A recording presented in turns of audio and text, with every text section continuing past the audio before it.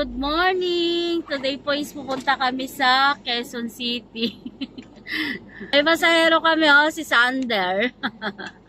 Pray po muna tayo. O dakilang Diyos, Ama makapangyarihan sa lahat. Nagpapasalamat po kami sa napakagandang araw na ipinagkaloob mo po sa amin, Panginoon. Salamat, Ama, sa bawat blessing na patuloy na binibigay niyo po sa aming mag-asawa, Panginoon. Samahan mo po kami sa aming paglalakbay. Nawa po, Panginoon God, balutin mo na yung banal na dugo ang bawat sulok ng sasakyan na ito, Panginoon. Bigyan mo, Panginoon, ng wisdom, mga aking asawa sa kanyang pagmamaneho, Panginoon, upang Lord God makita niyo yung sitwasyon sa kalsada. Pag sa iyo namin Lord God itinatasan lahat, and we declare God, benta kami sa araw na ito. In Jesus name we pray, Amen. Hello Sander! Ayan no, may kasama kami sa sila Andy, tsaka si Edso. Meron kami pasahero ngayon. May biyahe bang papunta doon mula doon sa SM Mega Mall? Lahat ng sakayan papuntang norte meron doon. Ano Neng?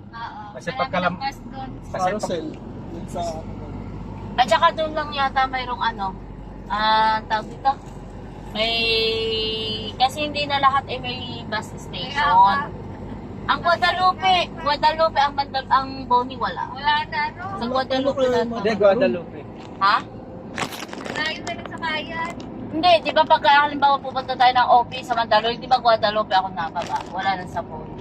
Unless mag-MRT ako, nga baba naman ang pila sa MRT. Guadalupe. Kahit naman sa MRT ka sumakay, Guadalupe lang din. Ay, meron pala sa Boni. May Boni station eh. Pero kung halimbawa na mag-ano tayo, wala na. Ang susunod na bus station na yata Santolan. Magka-carousel ka. Pag magka-carousel. Carousel ka. Sa Wala tapat ng lang, SM meron din. Sa SM meron. Sa tapat. Yung sa kaliwa. Sa SM. Kasi nung Quezon City ako, pupunta ako ng Pampanga ba yun? O basta nilang commute ako papuntang norte. Alam mo kung saan ako ipinaba? Doon lagpas ng SM. Nilakad ko pa papuntang O kung doon naman ako sa Quezon City, binaba ako sa Quezon Avenue, nilakad ko pa balik pa Cubao. Wala na sa Cubao eh. Ha? Maglalakad ka. Oo, maglalakad ka talaga. Mabuti na lang yung stop nila, may bridge. Hindi tatawid ka. Kaya nung nagpunta ako sa layo na nilakad. Kasi pagbaba natin ng Ortigas, kakanan na tayo sa White Plain wala na ibang istasyon. Oo, wala na. Ang pinakahuli talaga yun sa may SM. At least doon sa SM Mega Mall, lahat ng sakayan doon. Pwede ka rin namang mag-carousel, di liliban ka pa nga lang dun sa kapila. Sa gitna sa kayan. Bayan din naman na ang carousel ngayon. January pa. Oo, wala na silang libre. Hindi katulad dati. Pag galing ako dito commute, walang bayad. Kaya magtuwa pa sila dati pumunta dito kasi libre. Ngayon may bayad na. Oo, ang magbabayad na lang sila sa PTEX. Government ba yung carousel? Hindi, di ba sinagot nga dati ni Duterte. Guys, medyo napaaga kami dito sa Manila kasi meron kaming dinaanan. So, naisipan namin mag-stop muna dito sa may White Plains. Ay, Corinthian. Yan, para kami ay makakain. Hindi na kami nakapagluto. Ayan, bumili na lang kami ng food. Yan. Ang baon namin ay Tupperware lang. Pray muna, ikaw mahal. Ikaw na mag-pray. Ako na daw mag-pray. Panginoon, maraming pong salamat sa pagkain na nasa aming harapan. Pakapasok na sa mga ito ng pagkasulat, palakasan, sa katawan. Ama, salamat po sa pagpapapala sa bawat blessing na inipinpuli ka namin. Hindi na nakita ka namin sa sistema. Amen. Thank you, Lord. Kain po tayo. Ngayon maaga kami, kaya tumigil muna kami. Binili mo po tayo. Meron kaming ginataang isda. Tulingan. At mayroong adobong atay, akin daw to. Tsaka itlog. Ayan no. Itlog. Tapos mayroong kanin. Kanin kasi pinagsama nung Pinagsama pala yung kanin. Kain tayo guys. Hindi na kami nakakapagluto sa bahay. Kagabi, ano na rin namin. Hindi na rin kami nakauwi. Naglinis kami kahapon, maghapon doon sa aming kliyente. Ngayon, may dalawa kaming demo. Isa dito sa Quezon City at isa sa Parañaque. Better Living. Pero mamaya pang hapon yung Better Living namin. Isa lang ang kutsara. Isa lang. Isa lang ang kutsara natin. Meron dyan. Ano mga doon? Meron dyan. Ito. Hindi mo yung gata. Parang yan yung ano. Hindi, malinis. Halika mo ko lang.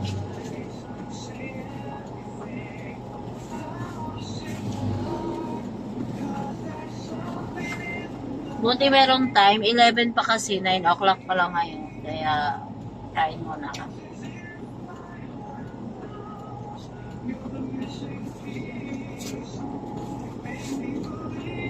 So, hindi ko susubukan yung asawa ko kasi meron siyang time kumain.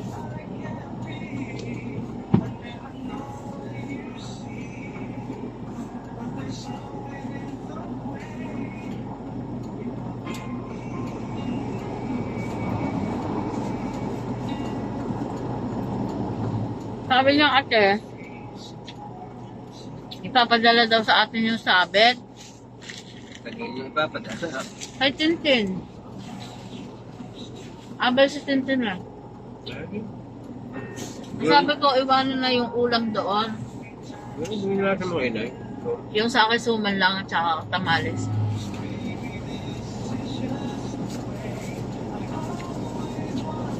May kasalon doon sa may amin. Ninang daw kami sa bato. Sa tiyahin namin. Pag ninang sa bato, may mga karning ipinapadala sa bahay. Na sibuyas, bawang. May Gcash na lang ako para pang sabog.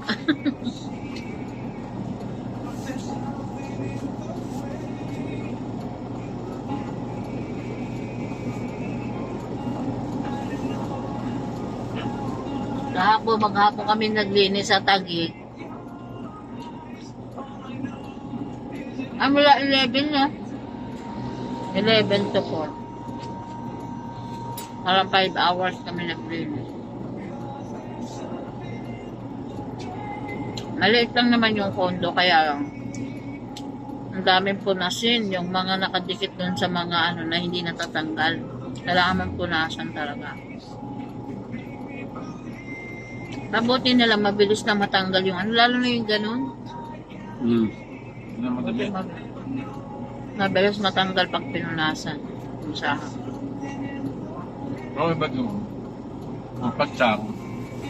Hindi na matanggal. Ano yun? Aircon. Sa aircon. Tapos yung dumi. Nagmamoist yung mga pader. Nakapit. Yun ang nagiging nagiging stain.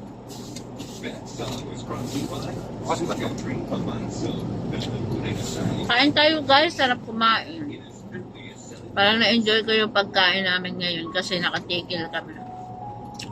Ngayon kasi hindi namin na-enjoy yung pagkain kasi na pag ganun. Ngayon nakatikil kami kasi may oras pa.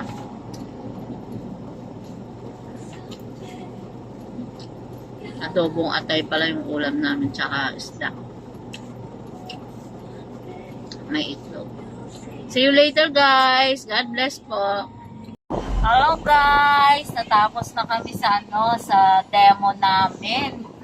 Wala pala akong picture ng aking demo ng rainbow. Yung asawa ko nakalimutan akong video. Pero nag-demo siya ng thermo. May video siya.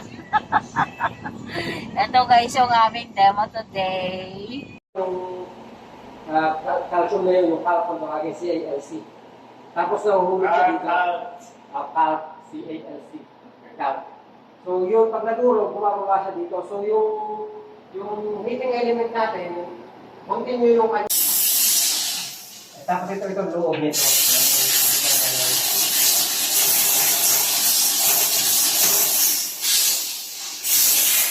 sir, sa ring. Pwede mo siyang itihaya para malinis mo yung ano.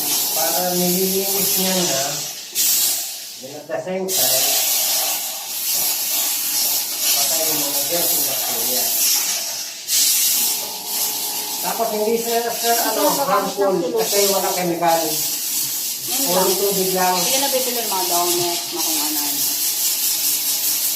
Tapos pwede mo siyang isuot doon sa pinaka, di ba may ring, yung pinakaloob niyan sir, may water. Pwede mo suksok doon yun. Para show mo lang yung nakalak yung nozzle. Ayun o, yung gano'n.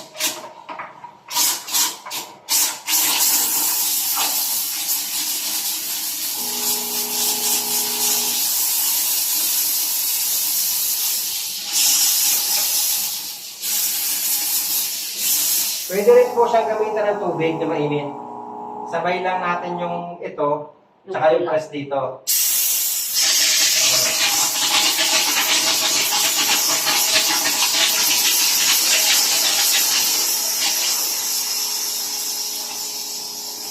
Yan, tapos kung may towel, sunatan na lang itong gilid. Pag may gusto kang i-disinfect, so yan, ganyan lang yung gagawin mo sir. Oh. Ito po, pwede siya kahit sa pagkain, sa mga prutas. Pwede siya doon. Kahit sa kanya. Ito lang ginagawa ko. Ang BIR ng Sa mga shoes o kaya sa mga ano po, pwede mo siyang gamitin sa lahat. Lalo na sa kotse po, pag halimbawa may nakisakay sa'yo, yan. So yan yung pwede mo siyang gamitin. sanitize. Pang sanitize. Kahit sa buong room, yan po yung gagamitin. Hello? Hello?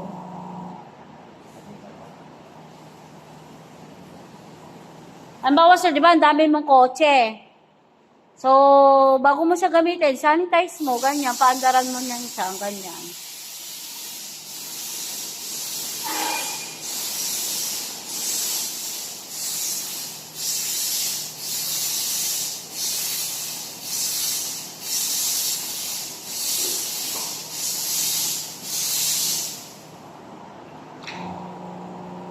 Kahit sa tao po, pwede mo yung ipang-disinfect. Picture.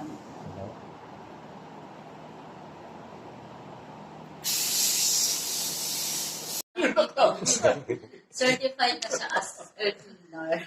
Yan, even yung mga tobacco smoke, yung mga dust, yan, kaya niya pong i-collect na. And then, certified tayo ng Asthma and Allergy Foundation of America. Nakaka-prevent siya na nagsasuffer ng may skin allergy or breathing problems. So, meron po ba sa family? Marami. Marami. So, kailangan nyo pala yung elbow. Yeah. So, yun, ma'am, ang kagandahan dito po, pati carpet, nabigyan siya ng certification. Kasi, ma'am, para malinis din natin ang ating mga carpet. So, ito yung number 1 na tinatanggal, ma'am, yung dust mites. Paano naman sa dust mites? Ito yung nag-trigger ng allergy. Sa skin at saka sa breathing. Kasi sa breathing, ma'am, yung waste, yung mga pupo nila. Yan, yun yung humalo sa hangin, once na inhale natin, doon nag-trigger po. And then, yung mga balahibo ng pets, meron tayong mga pets. So, yung mga pusa, aso, kasi lumilipad yan, sir, sa hangin. So, yung mga amoy, ma'am, yung niluluto natin, na like yung mga sa food, o kaya pag may nagluto ng tuyo. Yan. So, i-absorb din na yung amoy. And then po, yung cigarettes, tsaka yung mga usok ng sasakyan, mga germs and bacteria. So, yun po yung number 1 na tinatanggal ng rainbow sa hangin pala. Pero, ang tanong ko, halimbawa, pagka nagluluto ka, i-on mo yan? Mas maganda po naka-on. Para po i-absorb niya yung ano. O kaya naman, sir, Hindi pagkatapos ba po malakas magluto. sa kuryente? Hindi, sir. Meron siyang silent mode na pwede mo siyang i-run 24 hours, 7 days a week. Hindi siya nag-overheat, ma'am. Yun ang kaganda. Ilang watts yan? Pag naka-silent mode po, nasa 25 to 30 watts. Yan ang kahina. Pero pag malakas, syempre po, parang electric fan po natin. Yan po yan. Ito po yung yung patunayan na nakakalinis po talaga siya ng pollen, tobacco smoke, at saka yung dust. Yan, ito yung certification ng AHAM as air cleaner po. Yan, ito yung tatlong pinaka-major certification natin. Yung AHAM, asthma and allergy, and then carpet. So, yun po yung kagandahan po sa ating machine. Ito man yung mites, hindi siya nakikita ng nakikita natin. Through microscopic lang po. So, maliit na insekto na ano yan? Yes po, kaya naman po. Yan. And then 7,000 dust mites ma'am, kaya pumasok sa kuko natin. Yun ay kapag food po. But if po, mahaba yung kuko natin, so mas marami pong dust mites, so kaya pumasok dun. And then, 20 eggs to 40 eggs, kaya i-create ng isang mites. Imagine sir, isang mites lang yun. So, pag madami na siya, at ang pagkain po ng ating dust mites is yung mga skin plates natin. So, every time po nagsishare tayo ng skin plates, so mas marami silang pagkain. Kaya at tatanggalin natin ma'am, yung skin plates na pagkain nila para hindi na sila dumami. Kasi hindi naman po ma'am 100% na nakukuha. Lagi may 1% na naiiwan na yun po ulit yung dadami ng dadami at ating i-maintain. So, kailangan talaga na mayroong pang-maintain sa loob ng bahay kasi kung hindi, dadami at dadami pa rin. Yan. So, yun nga ma'am, yung waste ng mites, yun yung delikado. Siya yung trigger ng allergy attack. Kaya po, mas maganda talaga na mayroon tayo. So, mami ka na akong lights. Kasi kahit ganito kaliwanag yung rooms natin, hindi natin na